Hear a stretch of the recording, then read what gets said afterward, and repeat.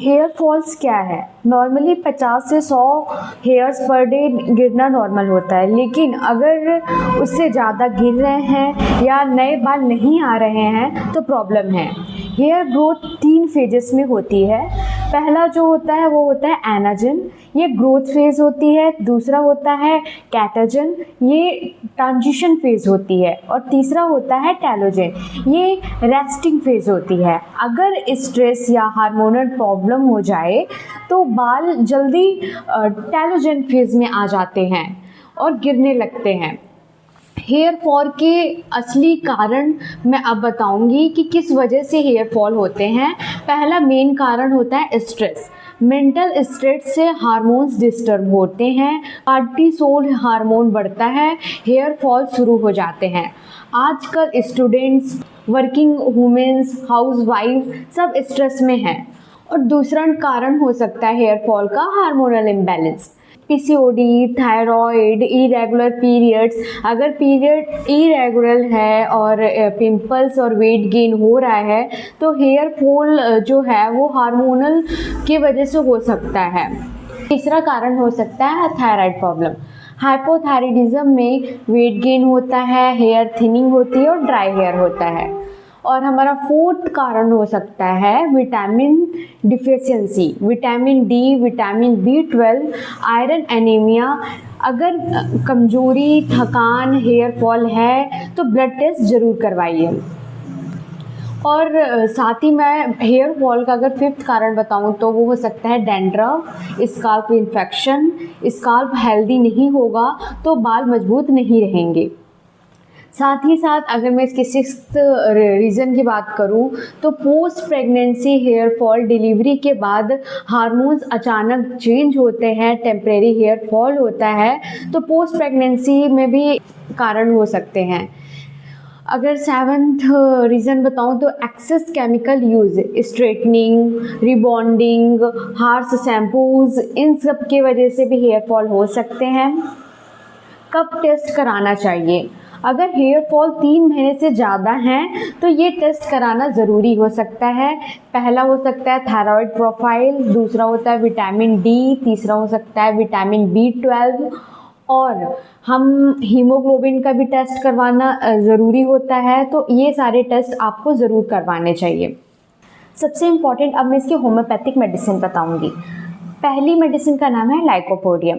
Hair symptom, right side से hair fall ज़्यादा, forehead से हेयर थिनिंग हो रही है, प्रीमेच्योर बाल्डनेस है, कम उम्र में गंजापन देखा जा रहा है तो lycopodium is the best medicine अगर ड्राई और रफ हेयर होते हैं तो।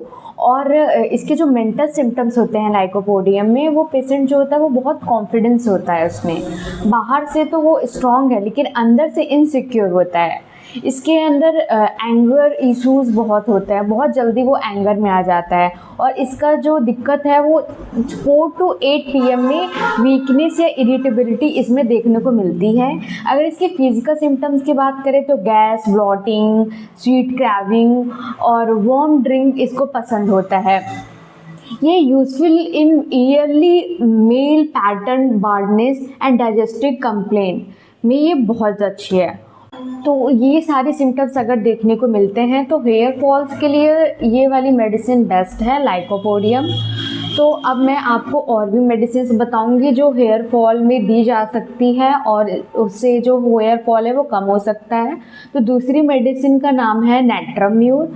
अगर हेयर सिम्टम्स जो हैं वो हेयर फॉल आफ्टर ग्रीफ है, इमोशनल शॉक है, hair thinning from centre parting और ऑयली स्काल्प है बट ड्राई हेयर है तो नेट्रम्यूर बेस्ट है। इसके जो मेंटल सिम्टम्स होते हैं वो पेशेंट इंट्रोवर्ट होता है, क्राई अलोन, कौंसल पसंद होता है उसे और ओल्ड मेमोरीज याद रखता है। और इसकी फिजिकल सिम्टम्स जो होते हैं वो क्रेविंग फॉर सॉल्ट।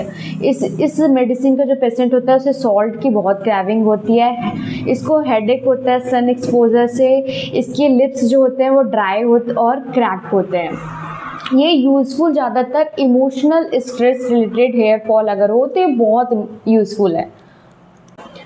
अब मैं आपको इसकी थर्ड मेडिसिन बताऊंगी हेयर फॉल की, उसका नाम है फास्फोरस। अगर हेयर सिम्टम्स जो हैं hair fall in bunches, hair fall after illness, early greying. तो ये मेडिसिन बहुत बेस्ट है अगर हेयर फॉल बहुत ज़्यादा अमाउंट में हो रहा है, बंचेस में हो रहा है, बीमारी के बाद हो रहा है और बहुत जल्दी ग्रे होना स्टार्ट हो गया, तो ये बेस्ट है। और इसके मेंटल सिम्टम्स की बात करें तो fear of being alone, very friendly, talkative, anxiety at night, तो ये सारे सिम्टम्स इस पेशेंट में देखने को मिलेंगे। इसके फिजिकल सिम्टम की बात करें तो burning sensation, cold drink craving, bleeding tendency, तो ऐसा हो तो ये मेडिसिन बेस्ट है। Usually in sudden heavy hair fall, अगर बहुत अचानक से हेयर फॉल शुरू हो गया तो। और फोर्थ मेडिसिन जो हेयर फॉल की होती है उसका नाम है सीपिया। इसमें जो हेयर फॉल होते हैं वो आफ्टर प्रेगनेंसी होते हैं। Hormonal hair fall, hair thinning with PCOD इसमें देखा जाता है।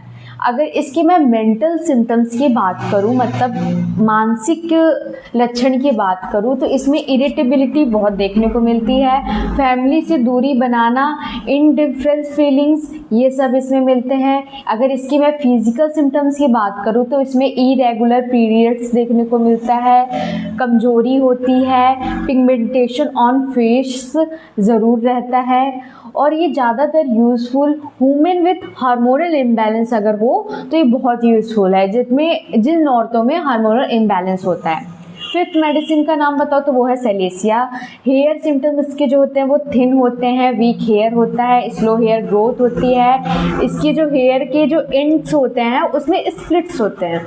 तो और इसके जो मेंटल सिम्टम या मतलब कि जो मानसिक लक्षण होते हैं वो लो कॉन्फिडेंस के होते हैं, शाय पर्सनैलिटी के होते हैं। और इसके फिजिकल सिम्टम्स की बात करूँ तो एक्सेस स्वेटिंग ऑन फीट, मतलब कि इसके जो पैर में बहुत ज़्यादा पसीना आता है, स्लो हीलिंग होती है, कोल्ड सेंसिटिविटी होती है, तो ये बहुत अच्छी मेडिसिन है इस सब चीज़ों के लिए।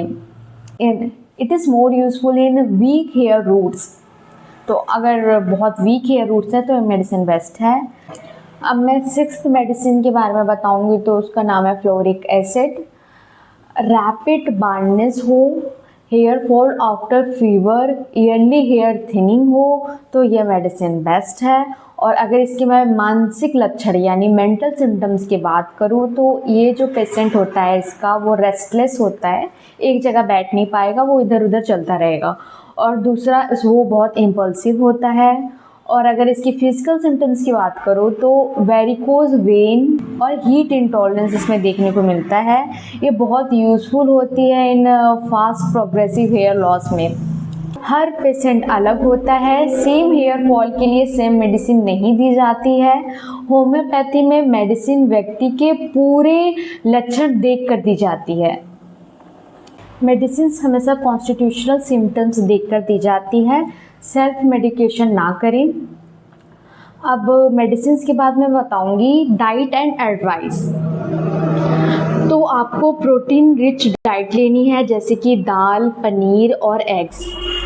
और दूसरा आप ग्रीन वेजिटेबल्स ज़्यादा खाइए, नट्स पे ज़्यादा फ़ायदेमंद होता है। एडिक्वेट वाटर लीजिए, मतलब पानी को आपको ज़्यादा अमाउंट में लेना है कि ये नहीं कि पूरा दिन हो गया पानी नहीं लिया, पानी बहुत ज़रूरी होता है।